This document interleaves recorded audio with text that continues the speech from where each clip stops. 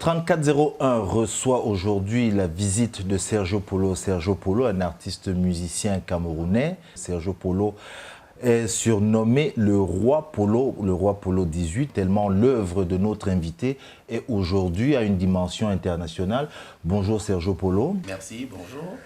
Alors, Sergio Polo, on vous reçoit dans le cadre de votre tournée canadienne, nord-américaine. Si je ne me trompe pas, c'est bien la première fois que vous venez surtout du côté du Canada. Oui, tout à fait, c'est la première fois et il est vrai qu'on a essayé autrefois, mais vu mon calendrier, on n'a pas pu s'accorder par rapport aux dates, mais cette fois-ci, les organisateurs ont tout fait pour que les choses se passent bien et Dieu merci, je suis là. Heureusement que vous avez dit ça, parce que j'allais me dire, est-ce que vous n'aimiez pas ou vous boudiez le public nord-américain? Non, pas du tout, pas du tout. Je pense tout simplement que quand on est un jeune artiste apprécié par le public, le programme des déplacements est un peu saturé et il faut toujours essayer de trouver un juste milieu, trouver un moment qu'on peut accorder à telle ou telle personne parce que le Canada, pour moi, c'est un très grand pays et c'est un très grand public ici. Il ne faut pas venir tout simplement une seule journée, repartir. Il faut passer du temps. J'ai des frères ici, hein, comme vous, comme mon imam, comme les autres. Il faut aussi rester en dehors du show, être un peu avec la famille. Donc c'est pour tout ça que j'ai pris le temps. Alors Sergio Polo a dit un jeune artiste, vous l'avez entendu, il a dit un jeune artiste parce qu'effectivement on le voit, mais c'est un jeune artiste. Évidemment toujours très élégant, ça c'est sa marque de fabrique. Mais effectivement j'insiste beaucoup là-dessus, jeune artiste, parce que Sergio Polo, on a peut-être tendance à l'oublier tellement... on ne va pas se cacher les choses, tellement votre succès a été époustouflant, mais c'est 1996 avec Le mari d'autrui. On se retrouve aujourd'hui en 2012, mais le dernier album d'ailleurs que j'ai ici, je le montre, c'est Amour à deux, Amour à vie. Ça c'est 2010. Je ne parle pas encore des participations extérieures avec divers artistes, mais à vous seul, vous avez 7 albums. Vous commencez en 1996. On est aujourd'hui en 2012, où vous venez rendre visite oui, déjà au 3401, mais en Amérique du Nord. Quand Sergio Polo regarde son parcours, qu'est-ce qu'il se dit? Ben, disons que je suis très heureux hein, d'arriver jusqu'ici et de savoir que mes chansons sont toujours aussi aimées. Quand on dit qu'on est jeune artiste, on est jeune artiste parce qu'on a encore beaucoup à donner. Et j'ai eu la chance de grandir auprès de beaucoup d'aînés que j'ai accompagnés dans des spectacles, Pédadalé, Guy Lobet, Moni Billet, Bendika, Saleh John, Iboalotin même, malgré mon jeune âge, parce que j'ai fait des cabarets. Ouais, on va revenir là. Beaucoup d'années avant de commencer à faire des disques. J'ai vu comment ces personnes travaillaient, j'ai vu avec quelle rigueur ces personnes composaient des chansons. Et je me suis dit, je vais me lancer dans la carrière. Je fais un premier disque, Dieu merci, avec Njoro, il marche très fort. Je me dis, je me dois de beaucoup travailler. De beaucoup travailler pour faire mieux que la fois d'avant. C'est pour cela que j'ai dit, bon, je vais aller m'installer en France pour avoir des conditions d'enregistrement un peu meilleures qu'au pays. J'ai dit, bon, je ne vais pas baisser les bras, je vais travailler. Et moi-même, au jour d'aujourd'hui, quand je fais le bilan de toutes ces sorties, je vois que je suis de tube en tube, de succès en succès. Et ça me fait vraiment plaisir. Je le dis souvent à la maison que j'aimerais que mes œuvres soient et restent comme les œuvres d'un Iboalotin, d'un Tchana Pierre, d'un Charles Limbé, d'un Guy Lobet, d'un Bendika, d'un Saleh John. Parce que on ne va pas se voiler la face aujourd'hui. Il y a beaucoup d'artistes. Il y a beaucoup d'artistes, je pense que c'est vu la crise, vu plein de choses qui se passent en Afrique. Mais il faut que, quand on se dit artiste, il faut qu'on ait des œuvres, il faut qu'on travaille. Je vois d'autres, ils ont la chance de voir un titre. Avec ce titre, ils voyagent, ils montent, ils descendent. Mais après, ils baissent les bras. Je me dis, c'est pas possible. Quand on est jeune, on a beaucoup à donner, on doit travailler pour rester meilleur. Est-ce que c'est le cabaret qui donne cette, je sais pas, cette maturité très rapidement? Ben, je dirais oui, non. Oui, parce que au cabaret, on apprend beaucoup. Oui. On apprend beaucoup, on est formé, on reçoit beaucoup de conseils. On reçoit beaucoup de conseils parce que les gens te voient Enfin, moi, je chantais de mardi à dimanche. Donc, les gens, tu reçois beaucoup de conseils. Mais je dirais aussi non parce que j'ai vu beaucoup d'artistes, dont je vais taire les noms, qui ont, qui sont de la même génération que moi, qui ont commencé, mais après, tu ne comprends pas, tu vois, après, ils ont disparu, soit ils n'arrivent pas à faire des tubes, on ne se comprend pas, pourtant, ils ont été brillants au cabaret. Donc, je pense que tout ça, tout y va aussi des convictions personnelles, des disciplines personnelles, parce que être artiste n'est pas être voyou. Oui. Moi, j'ai vu des gens qui se percent des oreilles, qui font des rastas, des locks et tout ça. C'est bien, moi, je n'ai rien contre. Mais je me dis, il faut avoir une discipline. Être artiste n'est pas être voyou, on doit se mettre correctement, parce que les chansons que nous chantons, c'est des chansons qui voyagent. C'est des chansons qui voyagent, qui vont de par le monde. J'ai fait mon nouvel album, j'ai été surpris quand on est venu me chercher à l'aéroport. La dame qui est venue m'accueillir et d'autres personnes, tous étaient en train de chanter Amour à deux, Amour à vie. Pourtant, la chanson, elle est sortie en France. Elle est allée au Cameroun, elle est revenue ici, elle voyage. Donc, il faut contrôler ce qu'on fait. C'est pour cela que je dis, peut-être que ceux qui n'arrivent pas à réussir, c'est parce qu'ils n'ont pas une discipline personnelle dans le métier. Ok, ça c'est discipline de vie. Parlons un peu, est-ce que je ne sais pas si c'est une discipline artistique. Cet album, je mentionne que j'ai peut-être dû oublier de le dire, il y a un disque d'or. Oui. Dans l'histoire, il y a de nombreux hits. Qu'est-ce qui fait la touche Sergio Polo? Selon lui-même, Sergio Polo se fait son auto-interview. C'est quoi la touche? Pourquoi il réussit à toucher ce public? C'est le travail personnel d'abord qui est fait, le travail de base. Moi, je suis né dans une famille modeste, voire pauvre. Et j'ai grandi avec mes grands-parents. Je me suis fixé l'objectif parce qu'ils n'ont jamais voulu que je chante ou que je devienne artiste, malgré le fait que le petit frère de mon grand-père, qui est Ngale Jojo, soit là tout le temps. Quand il revient de France, on est à la maison, mais ça n'intéressait pas la famille. Alors, je me suis dit, il faut que je prouve, que je leur montre qu'ils avaient tort de m'empêcher de chanter. Donc, quand je commence comme un défi personnel. Voilà. Ouais.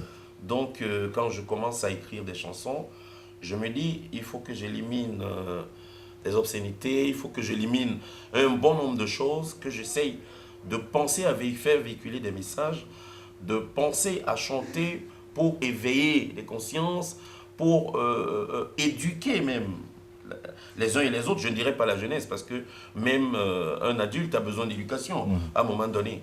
Donc, je me dis, il faut que je travaille. Après ce travail, je me fais entourer des aînés, des amis. Ces personnes, avec leurs conseils, leur expérience aussi autour, essayent de me donner un coup de main, qui pour moi est primordial, parce que j'ai l'habitude de dire qu'on ne peut pas vivre seul. Donc, des petits conseils par-ci, par-là, c'est ça qui fait Sergio Polo. Et j'essaye d'appliquer ces conseils. J'essaye de peser le pour et le contre. Et après, on revoit l'œuvre, on voit que l'œuvre est montée. Et avec la petite voix que Dieu m'a donnée, j'essaye de mettre en exergue. La belle voix, Sergio Polo. La belle voix. Je parlais de ce qui fait Sergio Polo, mais il y a aussi, je l'observais en préparant un peu notre entretien, que mine de rien, proportionnellement au temps que Sergio, vous avez déjà passé dans la musique, vous êtes l'un des artistes qui a fait le plus grand nombre de duos. Je ne les ai pas tous en tête. Njoreur, vous commencez par Njoreur, Guy Lobert, Charlotte Dipanda, Mirage Supersonique, voilà, Barbara Kanam. Fouta. Alors, il y a un qui, pour moi, c'est le meilleur, du moins le meilleur, ça c'est ma préférence, c'est avec Final D. Wow, le prisonnier. Quelqu'un que je ne connaissais pas, et c'est grâce à vous que j'ai découvert ce garçon. C'est quoi cette attirance vers les... Je ne sais pas si c'est une attirance. Pourquoi... C'est comme si systématiquement il vous faut faire des duos. D'où vous vient cette envie toujours d'avoir quelqu'un dit, bon allez viens on fait un truc ensemble? Ben, ça rejoint pareillement ce que j'ai dit précédemment. Le fait que je sois né dans cette famille pauvre m'a amené à aimer vivre avec les autres. Moi, j'ai eu cette chance-là. Les gens m'aident beaucoup dans ma vie. Donc, si je peux tenir par la main un frère, si je peux partager une chanson avec un artiste talentueux, pour moi, c'est bien. Et j'aime ça. J'aime ça parce que Cyril, même quand je suis à table, je ne me sens pas bien quand je suis tout seul. Donc, j'aime partager. Alors, j'appelle toujours un frère, une sœur, un ami, un artiste africain, parce que je me dis, il faut partager le talent. Il faut partager son talent avec d'autres artistes talentueux. Et comme je l'ai dit tantôt, quand vous êtes plusieurs ou quand vous êtes deux, il y a un peu plus de génie. Quand je l'ai composé, je l'ai chanté tout seul d'abord. Je l'ai fait écouter à Guy Lobert, on était dans la voiture. Il me dit, mais ça c'est un tube, ça. Ça c'est une belle chanson. J'aurais dit, bon, Guy avec son expérience m'a déjà dit que la chanson est belle, je vais la chanter tout seul. J'ai dit non, il faut que je la partage avec quelqu'un d'autre. L'autre exemple, c'est le titre « Pardonne-moi », Ouais, avec Charlotte qui a été composé par Jean-Noël Kwala. Quand Jean-Noël Kwala a donné la cassette à Saleh John, Saleh est venu à Paris. Il me dit « Sergio, tu as une très belle voix, tu es très talentueux. » Jean-Noël m'a donné une cassette et je trouve qu'il y a des belles chansons dedans. Si tu peux écouter, peut-être une chanson va t'intéresser. Comme je suis celui-là qui écoute beaucoup, malgré les a priori que les gens ont sur moi, j'ai dit, ok, grand frère, je vais passer. Il était au Blanc-Ménil à l'époque. Je suis allé au Blanc-Ménil, j'ai pris la cassette, je suis rentré chez moi. Je l'ai écouté toute la nuit. J'ai dit, bon, je pense qu'il y a une chanson ici qui est belle. J'ai pris la chanson était chantée par une seule personne. Dans ma vision des choses, j'ai dit, elle est belle cette chanson, est-ce qu'on ne peut pas la partager? Est-ce que... J'ai vu avec l'arrangeur Jean-Philippe Tamba, il me dit, oui, Sergio, c'est une belle idée. Il nous fallait une chanteuse à voix, une personne, comme je l'ai dit toujours, connue ou pas connue, moi je m'en fous. Il faut qu'il y ait une personne qui assure. On a pensé à Charlotte. Charlotte n'avait pas d'album. Charlotte n'avait pas encore fait d'album, elle faisait des chœurs et tout ça. J'ai dit à Charlotte, il y a une belle chanson qu'on doit chanter ensemble. Elle n'était pas très partante au départ. Maintenant, Jean-Philippe a pu la convaincre. Quand on s'est mis à la chanter, tout le monde avait la chair de poule au studio. Dans votre génération, Sergio Polo, il n'y a pas de doute que vous êtes celui qui partage beaucoup, celui qui a le plus grand succès, il faut dire les choses. Aujourd'hui, vous faites de grandes scènes avec de grands artistes. Je pense notamment à ces concerts qui sont beaucoup plus des concerts de bienfaisance. Je pense à des scènes que vous avez partagées avec les plus grands chanteurs et artistes africains. Alpha Blondy, voilà, vraiment. Oui, c'est vraiment, je donne ces noms parce qu'on donne les noms. Quand je dis les plus grands, c'est vraiment les plus grands. Est-ce que, et parce que vous l'avez dit à plusieurs reprises, je viens d'une famille pauvre, est-ce qu'on ne se dit pas à un moment donné, c'est bon, je suis arrivé? Je suis Sergio Polo, je suis arrivé. Oui, je suis Sergio Polo, le roi Polo 18, c'est vrai. Oh, mais non, sans prétention, je pense que je suis très souvent mal compris. Parce que les gens se disent, oui, il met trop de costumes, il est toujours sapé, il est toujours tiré en quatre épingles. Oui, moi j'aime ça, c'est mon plaisir à moi. C'est mon plaisir à moi. Il y en a qui aiment boire, il y en a qui aiment manger, il y en a qui aiment les femmes. Il y en a, moi, j'aime m'habiller. J'aime m'habiller cher, j'aime être bien mis. Parce que je me dis, le tout n'est pas seulement d'avoir le talent, de faire des belles chansons, mais il faut être bien mis aussi. Ça, l'image compte beaucoup, beaucoup, beaucoup dans le milieu artistique et même du showbiz. Je suis très souvent invité ces derniers temps par la première dame. J'ai vu... Du Cameroun. Du Cameroun, oui. J'ai vu des gens qu'on a éliminés avant la montée de la scène. On leur a dit non, vous ne pouvez pas passer parce que vous n'êtes pas propre. Alors ils viennent en jean déchiré, machin, parce que oui, on est artiste, on a des boucles partout. Ça fait voyou pour moi. Donc, à dire que souvent je me dis que je suis arrivé, non. Si je me dis que je suis arrivé, je n'aurai plus ce courage de travailler, je n'aurai plus ce souci de faire plaisir, je serais venu ici en jogging. Je connais des artistes camerounais qui viennent en jogging, ça c'est... Je me dis même c'est sauf faute des gens, parce que on a des gens, nous avons la malchance que tout ce que nous faisons est très suivi.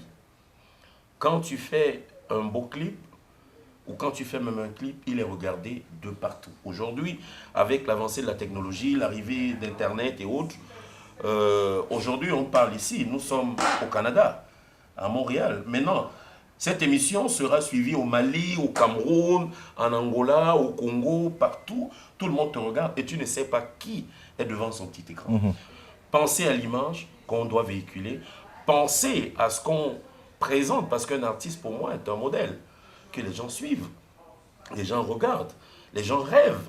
Alors, si je me dis que je suis arrivé, je vais arrêter de faire rêver des gens qui ont plutôt besoin que je les fasse rêver, et parce qu'ils veulent devenir comme moi, parce que moi aussi, j'ai eu devant moi des gens qui m'ont fait rêver. Voilà, on fait une petite pause et on se retrouve après pour continuer notre entretien avec l'artiste invité Sergio Polo.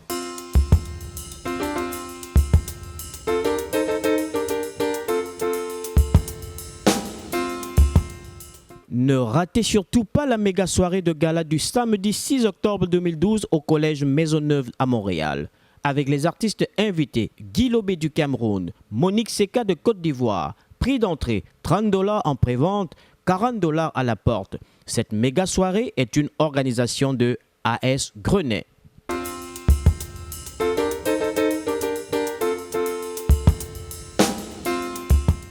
Avec Veritas Immigration, votre rêve en immigration au Canada commence à être réel.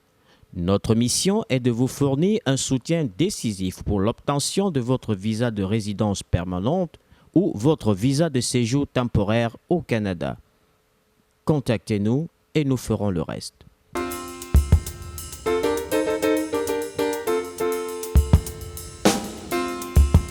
Des produits de beauté haut de gamme sur mesure. Vous ne les retrouverez que chez Elikia à Montréal. Elikia, situé au 75 rue Pascal, c'est le distributeur exclusif des produits Macari. Téléphone 514-573-2986.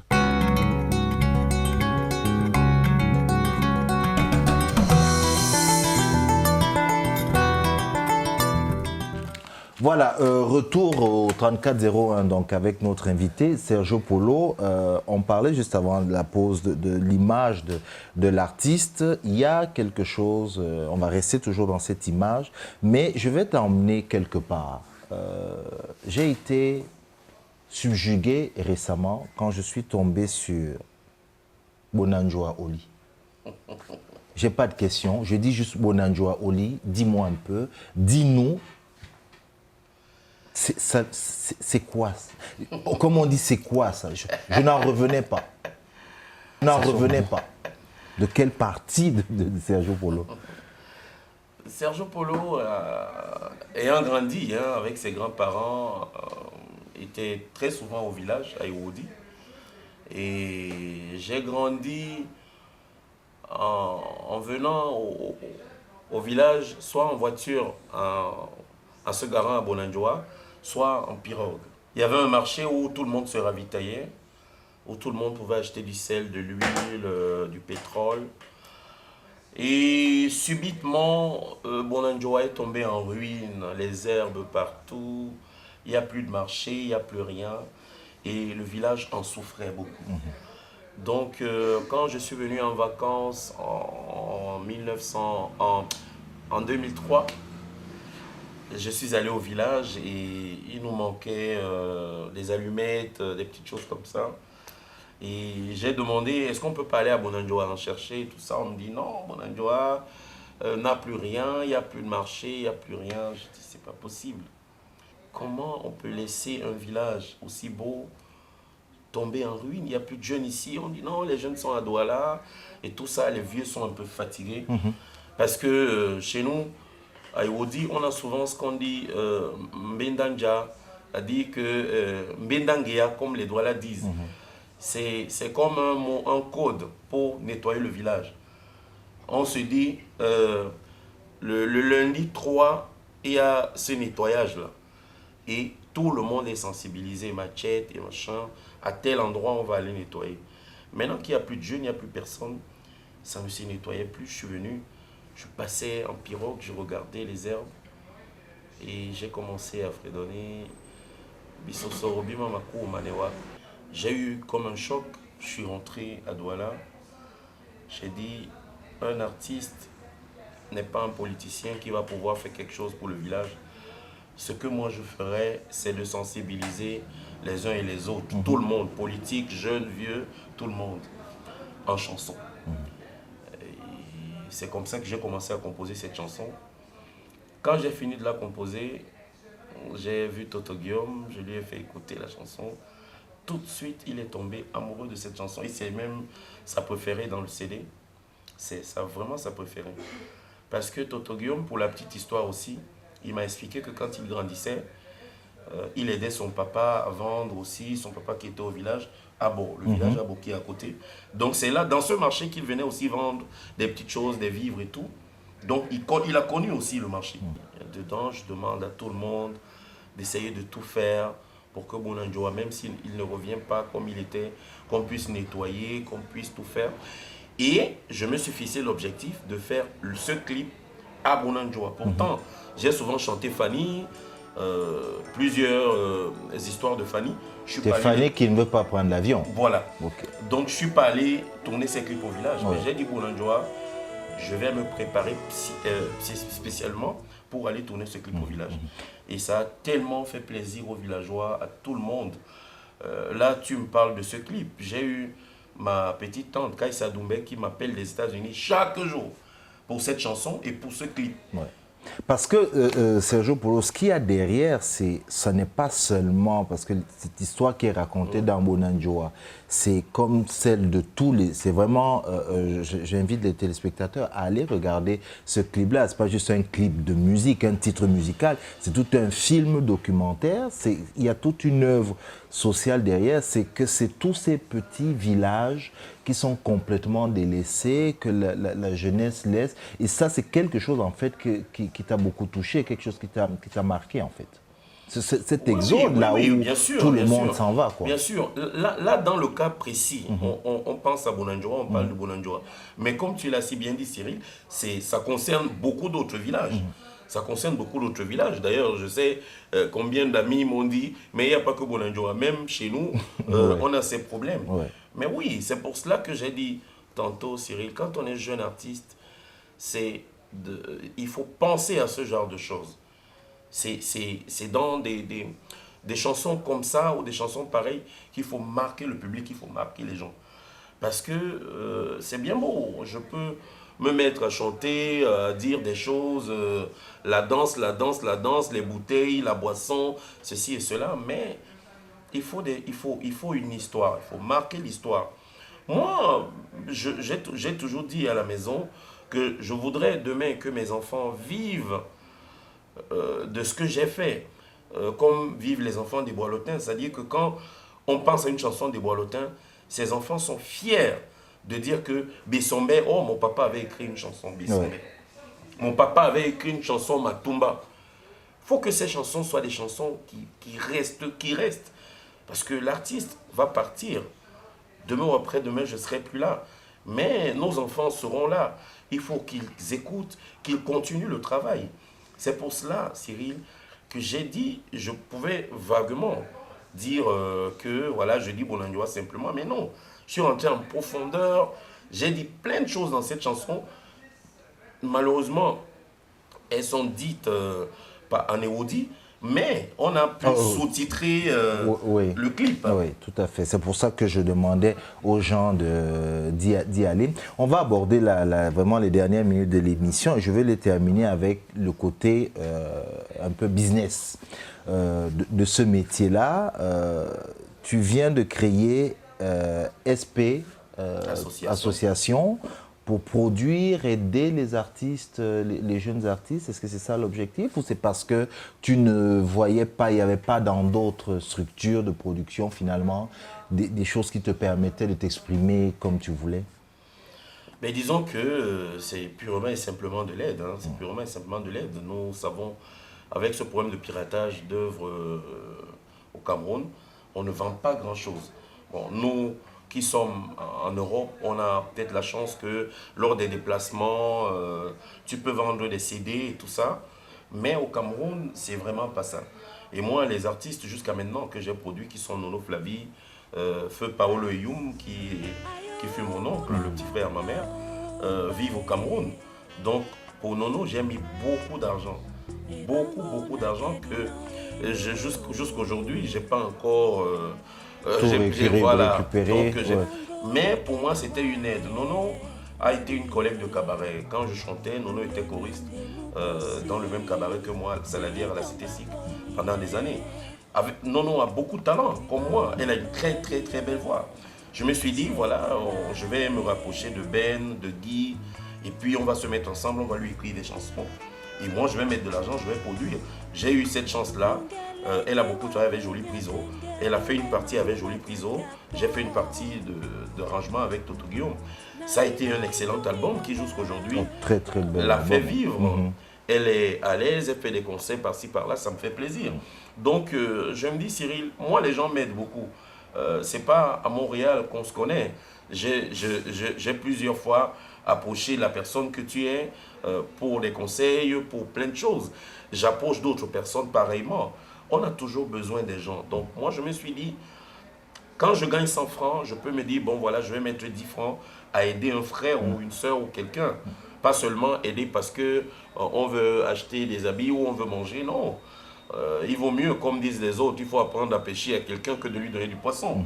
Donc c'est pour cela que j'ai créé SP Association. J'aurais dit Sergio Polo Production pour faire, je sais pas, ma pub ou montrer que je suis producteur ou autre. Non, c'est purement et simplement dans le cadre d'aider les autres artistes. D'accord. Et ça, c'est la dernière question d'émission. On a pour idée d'avoir toujours la dernière question qui n'est pas la question qui tue, mais c'est la question où on ne fingons pas, on se dit les choses. Sergio Polo, est-ce que c'est parce que tu es bien que CMC, SOCAM, droit d'auteur du Cameroun, on ne t'entend pas?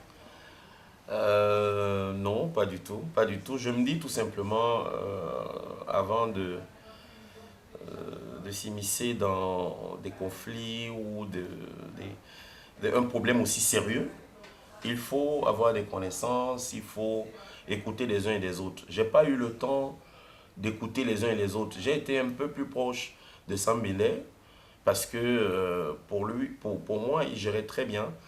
Après, il y a eu une cassure, il y a eu plein de choses. Donc, je n'ai pas eu le temps d'approcher le camp de la SOCAM pour les écouter. Je me dis tout simplement, M. Cyril, ces combats, ces guerres-là ne nous avancent pas. Ce n'est pas de ça que les artistes ont besoin. Il y a la rentrée scolaire, là.